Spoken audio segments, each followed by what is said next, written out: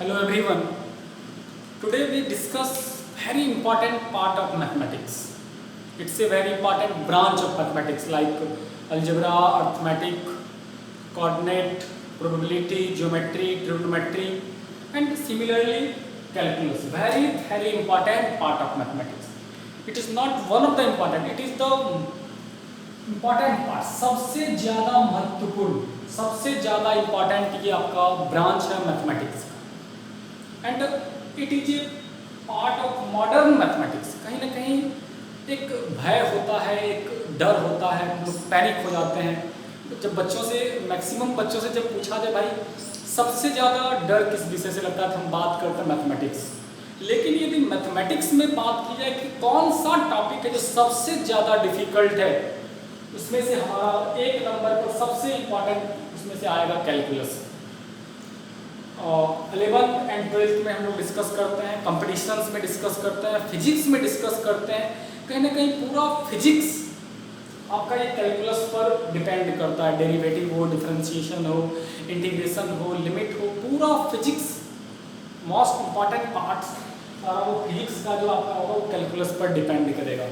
तो हम एक एक करके बात करते हैं कि कैलकुलस क्या है, मैथमेटिक्स में क्या पढ़ना है, फिजिक्स में क्या पढ़ना है. चलिए, तो calculus is a branch of modern mathematics. Very important term. Calculus is a part of modern mathematics, and modern mathematics after 18th century, during 18th century it is invented. We discuss about calculus during 18th century.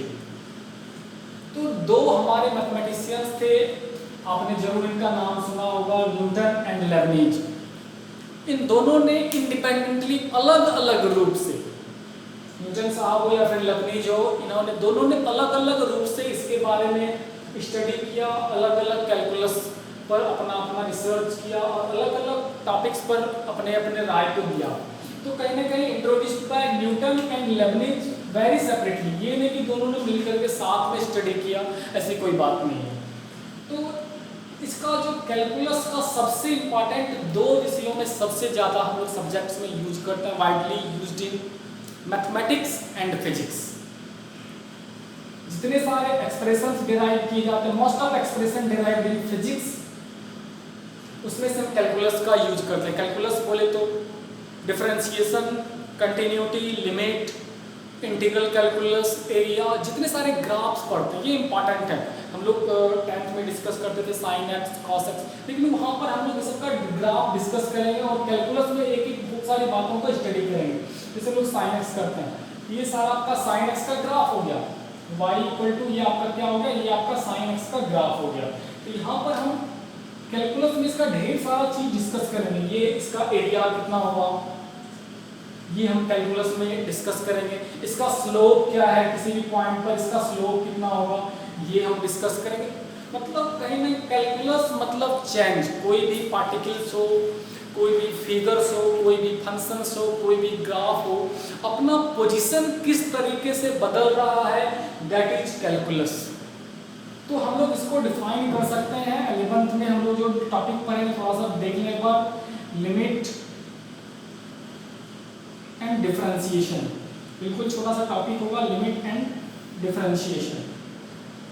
लेकिन यहाँ पर totally कहिए आप 50% topic ये जो आपका 12 का होगा, ये हम कैलकुलस का वहाँ पर हम पढ़ेंगे. आपका चाहे डिफरेंशिएशन हम बात कर लें, एप्लीकेशन ऑफ डेरिवेटिव बात कर लें, application of dy by dx बात कर लें, चाहे हम इंटीग्रेशन की बात कर लें, एरिया की बात कर लें, या फिर हम डिफरेंशियल इक्वेशन की बात कर लें. तो ढेर सारा आपका टॉपिक आपका होगा ये 12 में. कहीं ना कहीं 50% पोर्शंस 12 में हम डिस्कस करेंगे. हम यहाँ पर बात करते हैं कि ये कैलकुलस क्या है, ये आपका कैलकुलस क्या है. ये देखिए,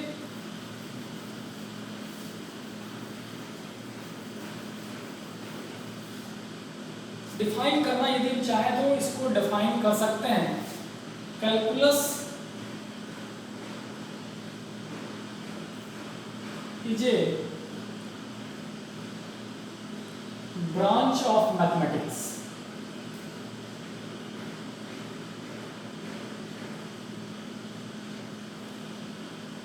in which we study about changes.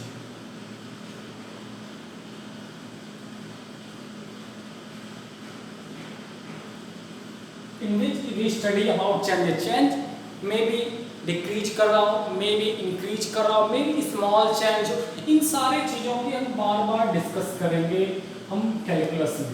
तो ये आपका कैलकुलस का दो पार्ट हुआ। आपका कैलकुलस मेनली 2 पार्ट्स में डिवाइड किया गया है। आपका ये आपका कैलकुलस आपका एक डिफरेंशियल कैलकुलस हो गया, डिफरेंशियल, और दूसरा आपका हो गया integral calculus. Integral in both the topics we study about changes, चाहे हम डेरिवेटिव की बात कर लें, dy by dx की बात कर लें, या फिर हम इसमें इंटीग्रेशन की बात करें, both the cases we study about changes. Differentiation में किसी वस्तु को, किसी भी पार्टिकल्स को, किसी भी फंक्शंस को डिक्रीज कर सकते हैं, रिड्यूस कर सकते हैं, जबकि इंटीग्रल सम कर सकते हैं, मतलब इंक्रीज कर सकते हैं। तो अलग अलग रूप से हम इसमें से टॉपिक्स पढ़ते हैं। इसमें से हम कुछ टॉपिक्स 11th में हैं, कुछ टॉपिक्स 12 में हैं, लेकिन ये integral calculus totally completely class 12 में डिस्कस करेंगे।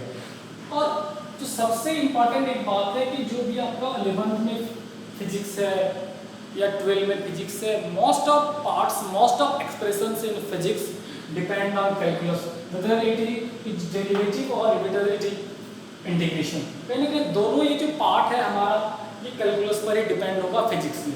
अब बात करते हैं ये कि आपको करना क्या होगा इसमें। तो आप जनरली फिजिक्स के लिए फार्मूला याद कर लें, चाहे वो लिमिट का हो, चाहे वो डिफरेंशिएशन का हो, चाहे वो इंटीग्रेशन का हो, and you can apply these formulas in calculus in solving problems in case of physics. But mathematics में एक एक करके 11th में और 12 में डिस्कस करेंगे वाइड रूप से उसका एप्लीकेशन, चाहे हम कंटिन्यूटी पर है या फिर लिमिट पर है और डिफरेंशिएशन पर है, और दूसरे केस में इंटीग्रल कैलकुलस की बात करें, इंटीग्रेशन, डिफिनिट इंडिफिनिट इंटीग्रल हो, या फिर एरिया बाउंडेड बाय कर्व हो, या फिर डिफरेंशियल इक्वेशन हो, एक एक करके ग्राफ। मेनली एक दो पार्ट और यहाँ पर आपका इसमें से इंपॉर्टेंट मायने रखता है, ये ग्राफ और डिफरेंट फंक्शंस, ये दो कैलकुलस के लिए सबसे इंपॉर्टेंट टॉपिक है। ढेर सारा, कहीं ना कहीं आप एक बात ये भी बोल सकते हैं कि मैथमेटिक्स आपका टोटली फंक्शन के चारों ओर मूव कर रहा है। फल जितने भी, चाहे आप साइन कॉस की बात कर रहे हैं, मॉडुलस की बात कर रहे हैं, एक्सपोनेंशियल की बात कर रहे हैं, लॉग की बात कर रहे हैं, सारे के सारे आपके फंक्शंस हैं और उन सारे फंक्शंस का ग्राफ खींच सकते हैं। तो ग्राफ की मदद से इजीली हम इस कैलकुलस को समझ सकते हैं। ये सबसे इंपॉर्टेंट है। साइन एक्स, तुरंत जैसे ही मन में साइन एक्स की बात आती है तो तुरंत आप इस तरीके से बात कर सकते हैं। कॉस एक्स की बात करते हैं तो तुरंत हम इस तरीके से बात करते हैं। हर जितने सारे फंक्शंस हैं सबका हम ग्राफ खींच सकते हैं और ग्राफ के बाद हम किसी भी चीज़ को इजीली समझ सकते हैं। कहते हैं ना कि जो फिगर होता है उससे हम बेटर समझ सकते हैं। वो ग्राफ कहीं ना कहीं इंपॉर्टेंट पार्ट है। ग्राफ के मदद से हम इजीली इस कैलकुलस को समझने में आसानी हो सकती है। In next video we will discuss about different formulas related differentiation and limit, and we will try to solve questions related differentiation. Okay, thank you.